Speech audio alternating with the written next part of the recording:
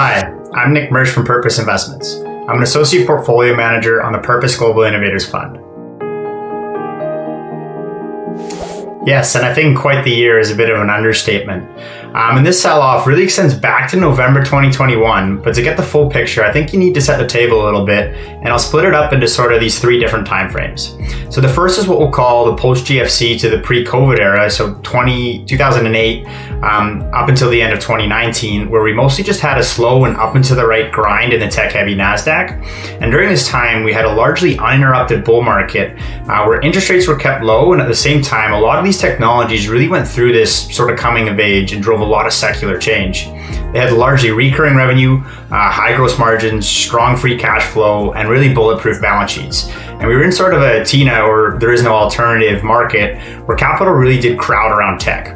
And low rates are incredibly conducive for growth equities, and there are no growthier equities at the time than these technology companies. At the end of this frame, there was a rate hiking cycle that started mostly around 2017, 2018, but this would get interrupted by the pandemic, which brings us to our second time frame, the course of the global shutdown. So we'll call it March 2020 to November 2021. And as the pandemic came in, a lot of fear drove overall markets down and everything grinded to a halt.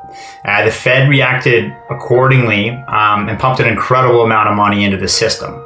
And this action was equally as necessary as it was likely that it would produce repercussions in the future. So what we had at the lows of 2020 was the perfect storm for technology. In stock prices, you have two components, fundamentals and sentimentals, or multiples. So everything moved online, which drove a lot of the fundamentals higher. And at the same time, the bid was put in for more liquidity, which drove a lot of these multiples higher. So we had a lot of these hyper growth equities really skyrocket and reach valuations that were extremely unrealistic.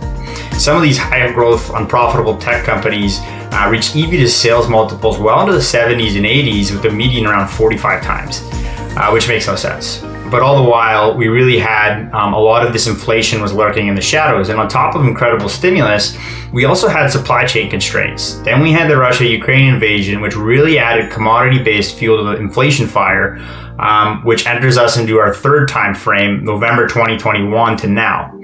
And the inevitable boogie monster of inflation really came in and drastically increased the expectation of rate hikes in the market, which dragged down all long duration equities with it. So anything with any free cash flow that's pushed out to the future, or non-existent cash flow for that matter, got absolutely crushed.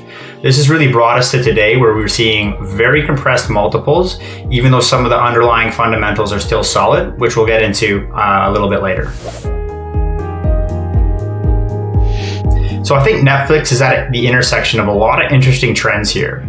If what happened in the most recent quarter was a narrative violation, I think the bull narrative amongst the investing community when it comes to Netflix was something along the lines of, okay, look, Netflix is a leader in streaming and cord cutting is a new reality.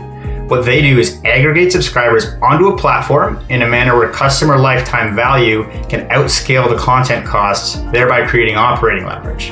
But as soon as you have users churn off that platform, what happened in the most recent quarter was a lower sub number. And this lowers the lifetime value of the users and really decreases the base and violates this narrative.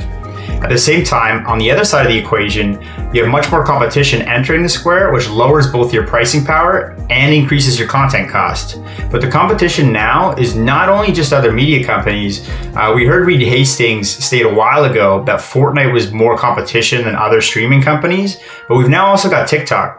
The metric for TikTok have really been absolutely parabolic. So you have to compete for all available leisure hours, not just against other streaming companies. I do have a Netflix account, but I'm also now much more sensitive to any price increases that come down the line because of the other services out there.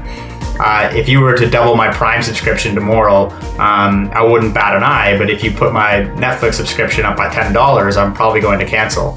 And frankly, some of the Netflix content really has fallen off a cliff. I do also have a Crave account, which I first got just to stream Game of Thrones. But for me, the two were moving in the opposite direction. I thought Netflix would be that sort of stable sub, and I would add these sort of other streaming platforms around it, just as a one-time thing for a couple shows and then cancel it. But the opposite, I think, is now happening. And I find myself booting up Crave actually more than Netflix. Yes, and I think Netflix has been knocked out of the acronym. It's not FAANG anymore. It's MAMAA, MAMA. So Microsoft, Apple, Meta, Alphabet, and Amazon. But for Meta or Facebook, what I would call the quarter was really a high jump over a low bar. And after the Netflix debacle, it seemed like the market was really just locking on user growth rather than focusing on revenue growth in the most recent quarter. Because if you look at the user growth figure, it was up 4%. But on the revenue side, the company experienced really the slowest growth in revenue since going public. But a lot of this was already baked into expectations. So if you think of Facebook's main revenue stream of advertising, it usually goes along sort of step function with business activity and GDP growth as companies look to advertise to sell products. And I think everyone is now well aware really of the macro headwinds ahead for advertising spending. And with that baked in, the stock was sort of given permission to jump based on user growth, but also because the valuation to me has just been taking such a hit, and we maybe did see some short covering as well. Facebook was trading down around 13 times price to earnings. Just as a comparison to frame that, Coca-Cola is now trading at around 25 times price to earnings. And if we look ahead at the end of the day, Facebook really does own 3 of the largest 4 social media platforms in the world. It will need to find another area to really maintain its status as a growth company, which is where the play on the metaverse comes in. And the jury's still out on that one. So look, there's been a great amount of pain in technology land in the last 6 months. And the most important mantra still remains: don't fight the Fed. Now, what monetary tightening is doing is squeezing a lot of the high growth multiples, but the fundamentals of these companies do remain robust.